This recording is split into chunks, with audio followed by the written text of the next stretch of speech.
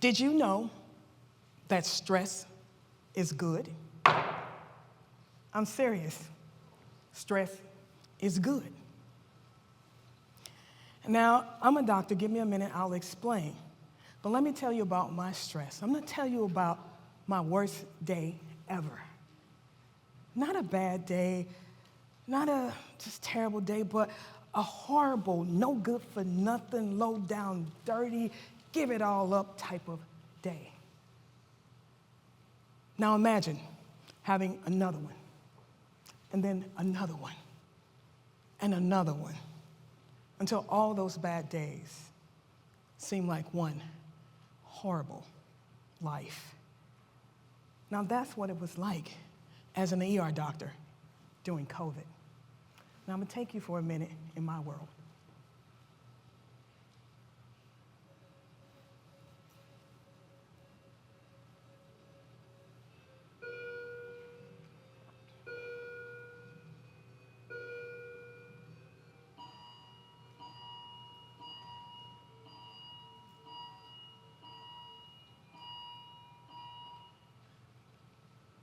See that? That was the soundtrack to my trauma. See, those sounds, multiply them by 10 because 10 of those alarms were going off at one time during the pandemic. It means somebody's life is in a balance. It means that somebody is about to die. It means I need to act, and in my body to this day, it triggers a stress response. And I know stress is the brand. For an ER doctor, stress is the brand. We're bought and paid for being stressed out. It's what you do. And for a long time, I accepted that until there was a statistic that stopped me dead in my tracks. I read a statistic that said the average ER doctor dies by the age of 57. I know I'm here on a college campus and you guys think 57 is old and we should be dead, but 57 is not old. And I don't want to be dead at 57. So I had to change my relationship with stress. And I told you, stress is good, and I believe that stress, it really is good. But here's what stress was meant for, primitively. Like when a saber-toothed tiger was chasing you, what happens is your cortisol levels go up so that your muscles have energy. And then your adrenaline goes up. Now your heart's beating faster and your blood is pumping. And now you can get away from that tiger and potentially save your life. You see how, in that instance, stress is good. But here's the problem. That's not how most of us approach stress. See, most of us have chronic stress. We're living in the chronicity of stress, living every day like something is trying to get you. Some of y'all are sitting there right now feeling like something's trying to get you. And that chronic stress, it is not good. It lives in your body and it wreaks havoc from the inside out. And a lot of high-achieving women like me, doctors like me, will live in that stress chronically to the point where it causes autoimmune diseases and our bodies attack its own self. Then you get lupus, rheumatoid arthritis, thyroid diseases like Hashimoto's. That is the kind of stress you don't want, because living every day like something is trying to get you, that's what kills you. And I know some of us are in that chronic era. We may be women, we may be people of color, and it does feel like something's trying to get you. That's why there's a higher preponderance of autoimmune diseases in women, 80% more. There's a higher preponderance of hypertension in people of color like me, because we're living every day like something's trying to get us. See, the problem is never stress. It's our relationship to stress. And I know all about that. It's my 20 years in medicine. I get stressed out. See, when I'm in the ambulance bay and a critical patient is coming in, yeah, my heart beats fast, okay? I start to breathe a little faster. My palms get sweaty, like Eminem says, but I can't afford to lose myself, right? I have to stay calm, all right? And in that moment, I have to take a beat, I take a pause, I do something simple. I take a breath. I just relax, and I take a deep breath in. I hold it for 4 seconds, and then out. I know many people think that those breathing relaxation techniques are silly, but they're neuroscience. See, as you take that deep breath in, you're working on a nerve called the vagus nerve. And that nerve, goes to your GI tract, it goes to your brain, it goes to your heart, it goes to your lungs. And now all of a sudden, it sends a signal to your brain. I am safe. Now I'm calm. Now I can make a good decision. Because in the ER, panic kills people, and clarity saves lives. And I know this is a lesson that many high-achieving people can use, because being in that chronic stress, being in that status, you can't make a good decision. And so that's why I say, stress is not the problem. How you respond to stress is. And I know all about stress, because when I think about stress, I think about the most stressful time ever. See, nobody remembers the pandemic like an ER doctor. Nobody. And some of y'all got fuzzy memories. Some of you guys have forgotten, but I will never forget, ever. And see, the body keeps score. It lives within me. It's in my DNA. I remember like yesterday, spring break, March 14th, 2020. I was on a cruise with my family. It's supposed to be a great time. But overhead, the captain says, we have to turn the ship around because of COVID-19. Scary stuff. Because we didn't know if they would let us dock. They weren't letting some ships dock. Fortunately, we got to dock in Florida. And when we get there, it looks like the end of days, like an apocalypse. It was a ghost town. Disney, closed. Universal, closed. Nobody in the streets. And then me and my family travel home through the airport, nobody. We get on the plane, maybe about 20 people. Each of us had a whole row to ourselves. It's eerie. But we get home. Then all of a sudden reality sets in. Because who am I? I'm a first responder. I don't get to run away from the danger. I have to run to it. And my kids knew, Mommy has to go to the hospital where that deadly disease is. See, while y'all got to be locked down, I was locked in. Locked in on the mission. Locked in on the protocols. Locked in on saving your life while I was saving mine.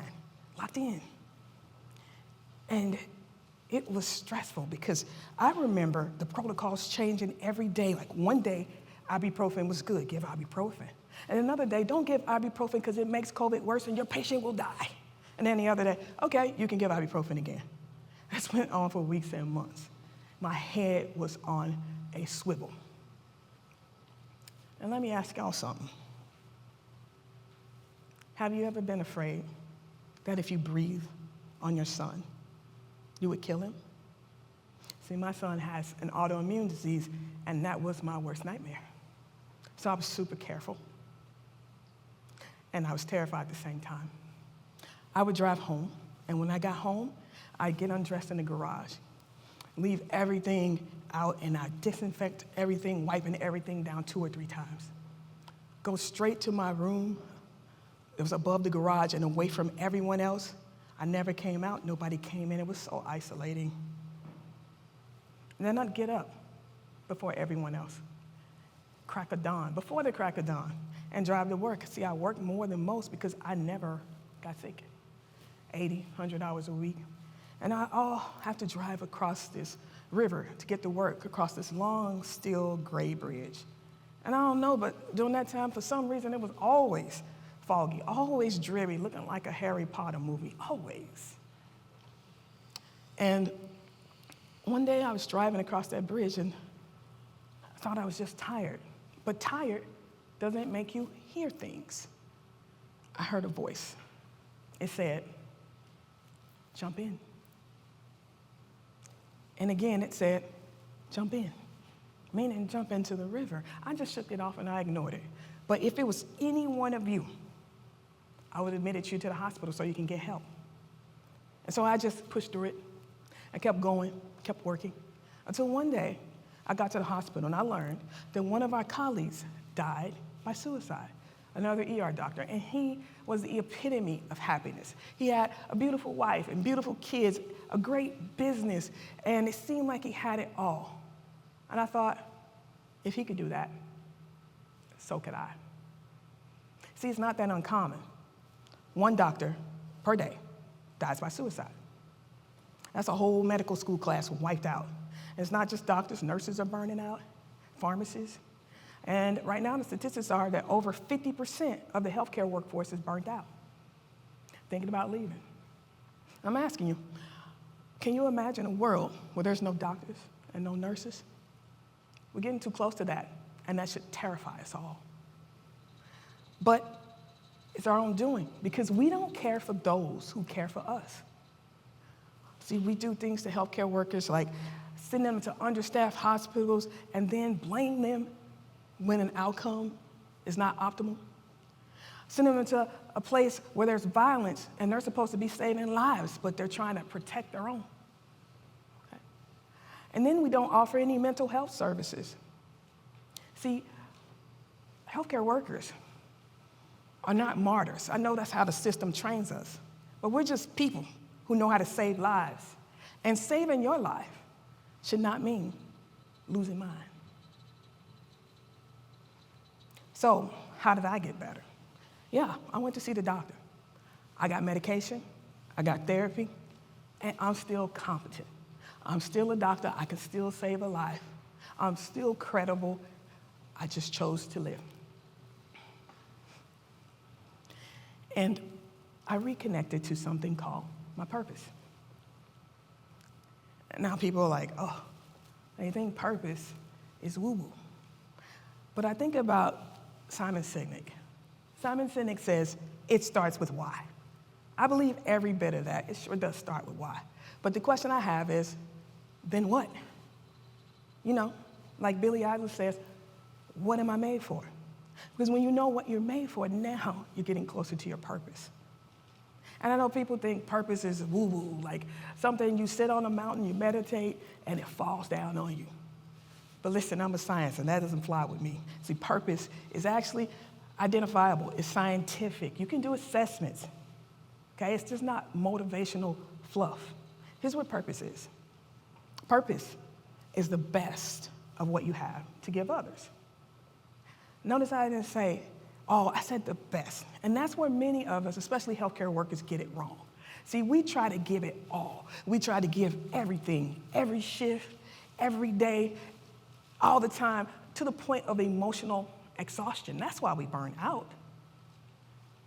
I said, give the best of what you have. And let me tell you that knowing your purpose is not woo-woo, it's scientific. There are studies. The research shows that people who have a sense of purpose have less stress. Their neural system resets more easily.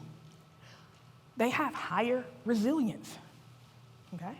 And people with purpose have up to a 15% lower mortality, meaning that people with purpose live longer.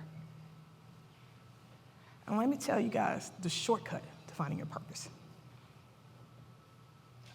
Stop asking, what do I need? And start asking, who can I serve? Now, once you're focusing on who you can serve, you're no longer wallowing in what's going on with you. And that's when healing begins. And so, as I end this talk, I don't want you guys to just go home and forget this. Maybe you learned a lesson for a minute, by Monday it's completely out of your head. I want you to go home, back to work on Monday, back to school on Monday with a sense of purpose. I want purpose in your heart. I want you operating in purpose, on purpose, with purpose in your stride. Not asking, what can I get? But asking, who can I serve? You see, stress is just a signal. Purpose is the prescription. Healing is the result. How do I know? Because I lived it. Now I want you all to stand up. Everybody stand up. I want you to clap it up. Come on, everybody, clap it up. I want you to clap. Because you all have a sense of purpose. My name is Dr. Buchanan, and I thank you for the standing ovation.